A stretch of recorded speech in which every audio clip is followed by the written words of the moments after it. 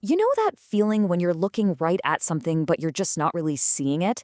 Well, the 8th chapter of Mark's Gospel is basically a masterclass in that exact experience.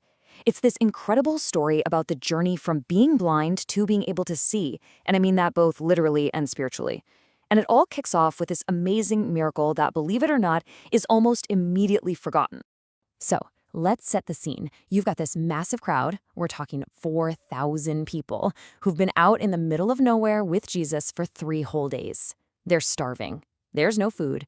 The disciples look at the situation and see a huge problem. But Jesus, he sees a moment for compassion. With just 7 loaves of bread and a couple of fish, everybody eats until they're completely full. An absolute miracle of abundance. Okay, so you've got that picture of abundance in your mind, right? Thousands of people fed with almost nothing. Good. Because just moments later, the disciples are all in a boat and they start to panic. Why? Because they forgot to pack snacks. Seriously, all they have with them is one single loaf of bread. After watching Jesus feed 4,000, they are now worried about one loaf. The irony is just, wow.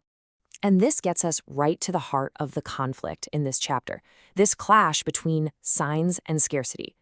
The disciples literally just witnessed a sign of incredible, over-the-top abundance, but their minds are still trapped in a state of scarcity. They saw the event, but they totally missed the point. So Jesus just calls them out on it. You can almost feel the frustration in his voice. He asks them, "Do you still not get it?" He literally makes them recount the miracles, feeding the 5,000, then the 4,000, and basically says, guys, are your eyes just for decoration? You have eyes, but you can't see. You have ears, but you can't hear. They are spiritually blind. Then he tells them to watch out for the yeast of the Pharisees and Herod. No, he's not giving baking advice. This yeast is a mindset. It's a way of thinking. It's that cynical part of us that's always demanding more proof, more signs from heaven, while completely ignoring the miracles happening right in front of our faces. It's a focus on human stuff, power, politics, control, instead of on divine things like compassion and provision. So the disciples are spiritually blind. And what happens in the very next scene? I mean, you can't make this stuff up. They meet a man who is literally blind. This isn't just some random side story. It's a living, breathing parable for exactly what the disciples are experiencing. But here's the thing. This healing is really unique. Jesus touches the man and asks him what he sees. And the guy's answer is just weird. He says, I see people. They look like trees walking around. His vision is partial. It's distorted. So Jesus has to put his hands on the man's eyes a second time. And only then is his sight perfectly clear. Full clarity didn't happen all at once.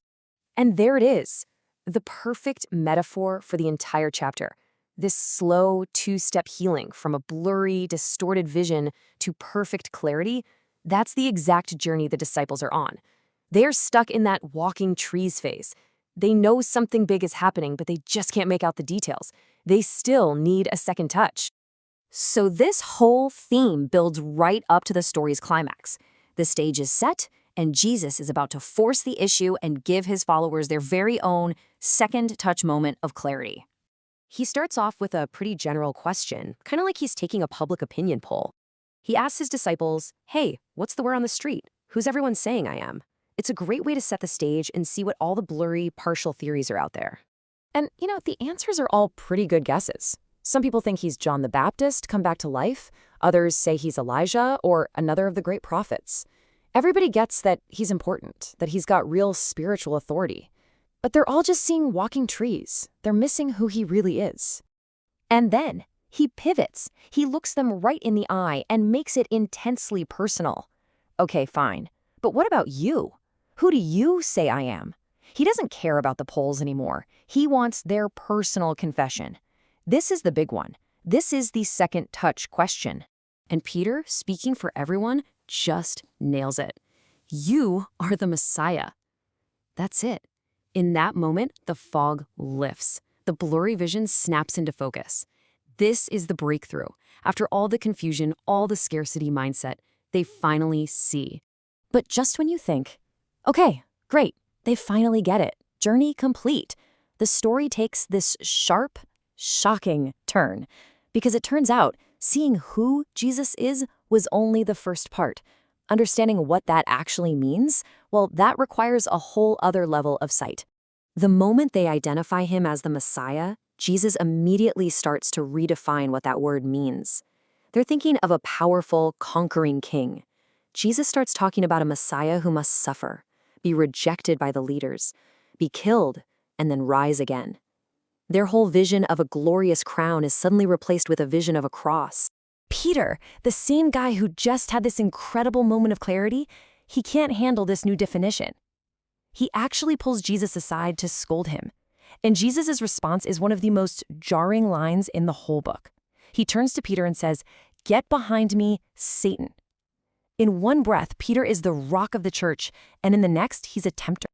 So why was the rebuke so harsh? Because Peter was thinking like a human again. His concerns were about avoiding pain, holding on to power, winning an earthly victory.